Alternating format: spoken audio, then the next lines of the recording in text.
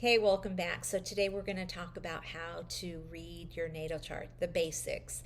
Today's video is going to be about the first six houses.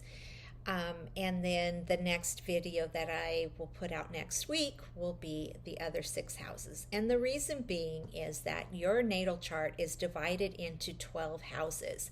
And there is a line in between the demarcation of the six houses, which represents the first six houses are your internal, below the horizon, what affects you internally.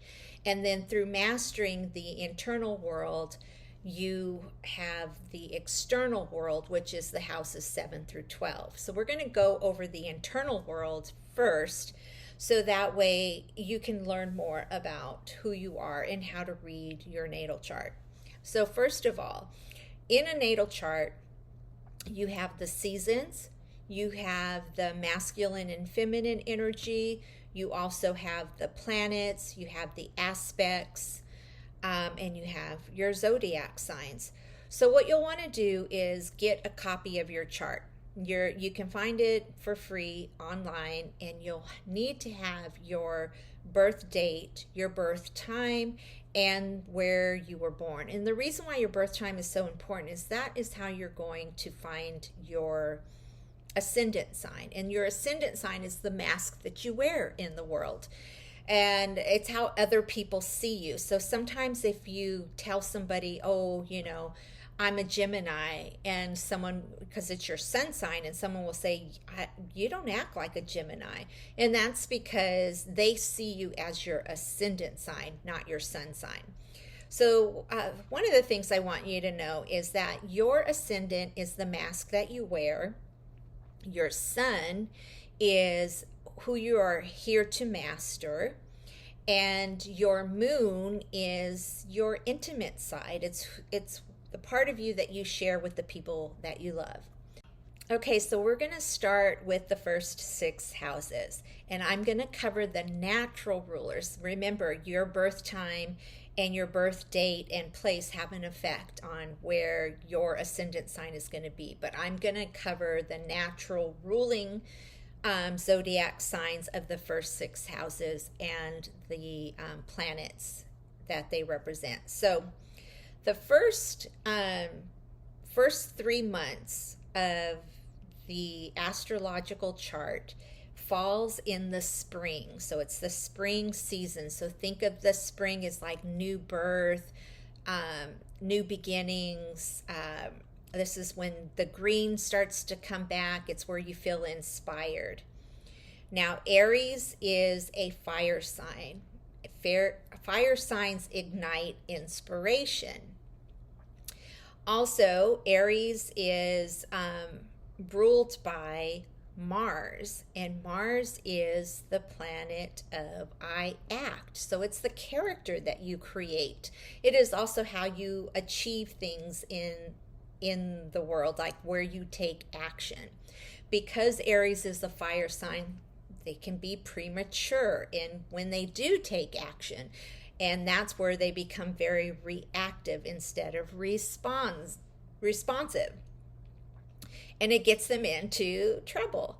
So when you think of the first house is about your personality, your characteristics, how people see you, and how you move in the world. It's also wrapped up in your self-esteem and your confidence. And it affects how it skews the vision on how people see you. Also, Aries is a yang energy. It's very masculine, a masculine energy. And so it can be very forceful sometimes. That characteristic can be very forceful. Now let's move on to the second house. The second house's natural ruler is Taurus. Taurus is a yang energy. So yang is in the feminine energy. Yang, it's a receptive energy. And the second house is the house of your self-worth It's the house of material goods. It's the house of how you make your money, your talents, and how you value yourself. So if you have some, resistance around how you view yourself, then it can affect how you make your money and affect what you have, what you surround yourself with, like not knowing what you love. Taurus's energy being that it's receptive, it loves the finer things. It loves, beautiful sunsets, great food, great wine. And it's also very grounded energy. So as Aries is the beginning of the spring season, Aries is a fire sign, and Aries also is a cardinal sign, which is the beginning. It's their starters.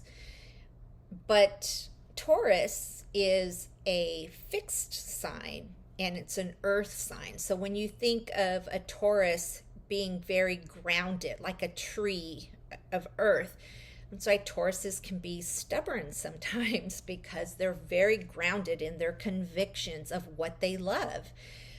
They can be very loyal because of that. And they're very approachable. And so let's move on to the third house. So the third house is Gemini, and Gemini is a yang energy. It is the end of the season, so it's a mutable sign. The quality is mutable, and it's more in the masculine of doing. It's ruled by Mercury. Mercury is the planet of I communicate.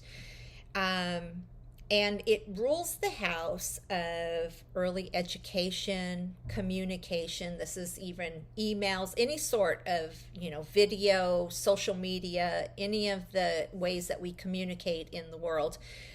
And also it's because it's mutable, people have a hard time understanding Geminis. They think Geminis are two-faced, and because they're a mutable sign, they're a shapeshifter. They adapt, so it's hard for them to have strong conviction. It's like they are easygoing. They go with the flow, and people sometimes it's very misleading because they think that they're wishy-washy. But also, Geminis, because they're a mutable sign, they're great to have at a dinner party because they don't try to force their perspective onto other people. They see both sides of the coin, so they can kind of, mellow things out. Also, Geminis are air signs, and air signs represent intellect, thought in the mind. So sometimes they can overly consume information and get bombarded and feel stuck in their head because they've taken on too much information, and then they don't know their place, so they kind of go back and forth. They're very quick to grab onto a trend and then change up. They'll change up because they get bored of that trend. And so the next sign that we're going to talk about is Cancer. Cancer is a water sign. Cancer is a yin sign, feminine, water, and also Cancer is ruled by the moon. And the moon is, I feel, it's very emotional. Cancer rules the fourth house, and the fourth house is about real estate, your home, nurturing, mother energy, your subconscious mind, those beliefs that you have. And so Cancer is, because she is so nurturing and emotional, and very feminine in receiving, if you cross her, she will go in her shell and she will never come out. She will never trust you again. And I say she because she is a yin sign, but this is for male and female. It's just an energy of Cancer. And so she is also a cardinal sign, and she is the beginning of summer. So she's like ready to go out and start the new season and be out in the sun and play in the water and enjoy nature. But again, she's a starter, and so sometimes she'll plan everything and then she might not follow through because she needs to have other people around her to come together to make this happen.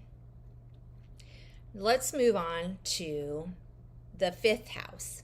And the fifth house is ruled by Leo. And Leo is ruled by the sun. And so Leo is in the middle of the season. Leo is a fixed sign. So Leo's like when they are, think of a lion, and a lion knows like they're ruling the pack and they go a direction, and sometimes it might not be the right direction that they're leading, but they're so obstinate about where they're going that they don't give up easily. Leos are very loyal in their energy, but they rule the fifth house, and the fifth house is about children, passion, creative self-expression. And because they're ruled by the sun is a luminary, and the sun is a yang energy. It's a masculine. It's where you're taking action. It's where you're shining your light out there instead of receptive energy where you're like a Cancer that's water and that's taking in emotion. So sometimes, Leos get a bad rap of being boastful and being conceited, or, have to like run the room. Everybody has to notice them when they walk in the room. But it is the house of self-expression. And then we're going to move on to the sixth house. And the sixth house is ruled by Virgo. And Virgo's ruling planet is Mercury.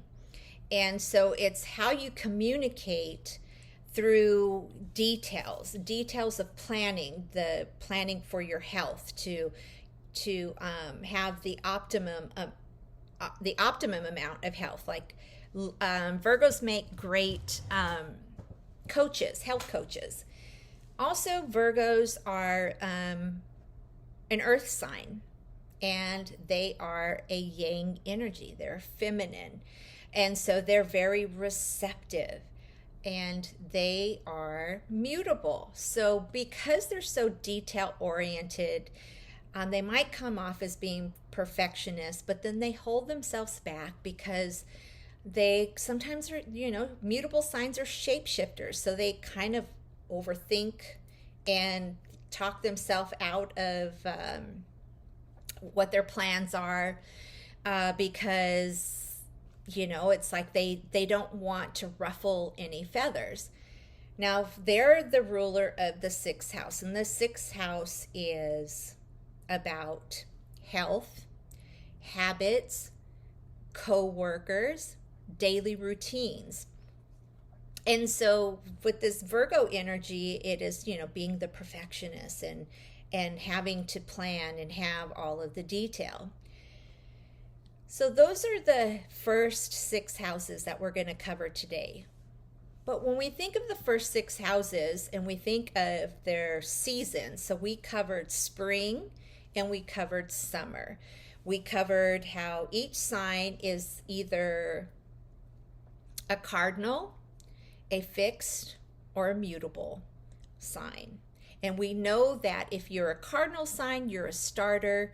If you're a fixed sign, it's hard to, once you make your mind up, it's hard to be persuaded otherwise. And then we also have the mutable signs, which, you kind of come off as being wishy-washy at times, or because you're so adaptable. We also know that each house represents an area in your life, but is also ruled by a planet. So your first house, natural ruler, is Aries, ruled by Mars. Your second house, natural ruler, is Taurus, ruled by Libra. Your third house is natural ruler Gemini, ruled by Mercury. Your fourth house is natural ruler Cancer, ruled by the moon. Your fifth house natural ruler Leo, ruled by the sun. And your sixth house natural ruler is Virgo, ruled by Mercury. And also you'll notice that the signs, the masculine and the feminine, the yin and the yang, the receptive, receive and react, they alternate. So with Aries, Aries is a yang, then it goes yin, yang, yin, or feminine, masculine, they rotate. So it's easy to remember that, because if one sign is masculine, then you'll know that the next sign correlated to it is going to follow with feminine. Now, when we think of self-development in the areas of those houses, you want to think of it as self. So the first house would be your self-appearance. The second house is going to be your self-worth. The third house is going to be how you communicate.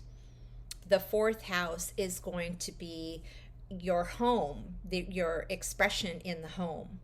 Your fifth house is going to be self-expression, your creative self-expression, what you're passionate about.